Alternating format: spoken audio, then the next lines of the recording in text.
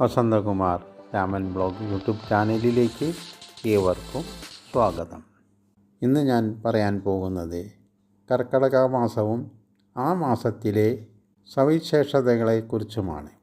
കർക്കിടക മാസം എന്ന് പറയുമ്പോൾ ഒരു കാലഘട്ടത്തിൽ ഇതിനെ പഞ്ഞമാസം എന്നും കള്ളക്കർക്കിടക മാസം എന്നുമൊക്കെ പറയുമായിരുന്നു. ഇന്ന് സുഭിക്ഷമായി എല്ലാം ലഭിക്കുന്നു എന്നുള്ളത് കൊണ്ട് തന്നെ പഞ്ഞമാസമെന്നോ കള്ളക്കർക്കിടക മാസമെന്നോ ഒന്നും പറയേണ്ടതില്ല. ഇന്ന് കിട്ടുന്നതെല്ലാം വിഷം ചേർന്നതാണെന്ന് പറയാം.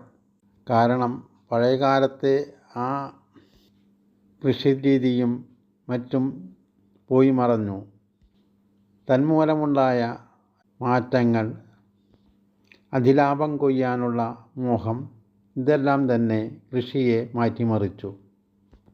അതുകൊണ്ട് തന്നെ ശുദ്ധമായതെല്ലാം ഇല്ലാതായി തീർന്നു എന്ന് തന്നെ പറയാം.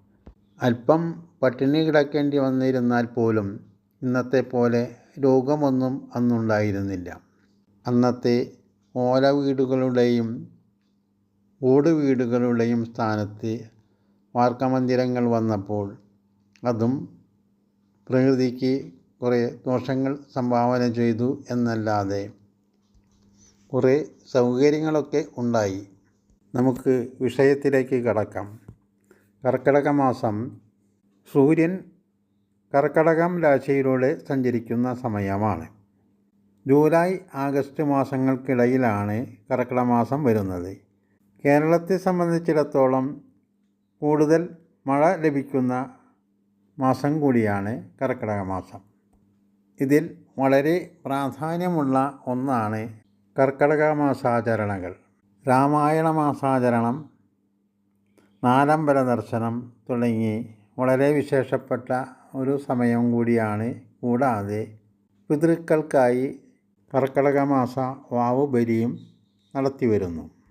കൂടാതെ ആരോഗ്യകരമായ ഒരു പരിചരണ കാലം കൂടിയാണ് കർക്കിടക മാസം. അതുകൊണ്ട് തന്നെ ഈ മാസം സുഖചികിത്സയ്ക്ക് ശ്രേഷ്ഠമാണ്. പല ആയുർവേദ കേന്ദ്രങ്ങളിലും കർക്കിടക ചികിത്സയ്ക്കായി ഒരുക്കങ്ങൾ തയ്യാറായി വരികയാണ്. അതുപോലെ കർക്കിടക കഞ്ഞി കിറ്റുകളും തയ്യാറായി വരുന്നു. എന്നാൽ പഴയ കാലത്ത് പച്ചമരുന്ന് കടകളിൽ നിന്നും ലഭിക്കുന്ന മരുന്ന് കഞ്ഞിക്കൂട്ട് ആളുകൾ ധാരാളമായി ഉപയോഗിച്ചിരുന്നു. കർക്കിടക മാസത്തിന് രാമായണ മാസാചരണം എന്നും കൂടി പറഞ്ഞിരുന്നു. അതുകൊണ്ട് തന്നെ രാമായണ പാരായണത്തിന് വളരെ പ്രാധാന്യം കൽപ്പിച്ചിരുന്നു.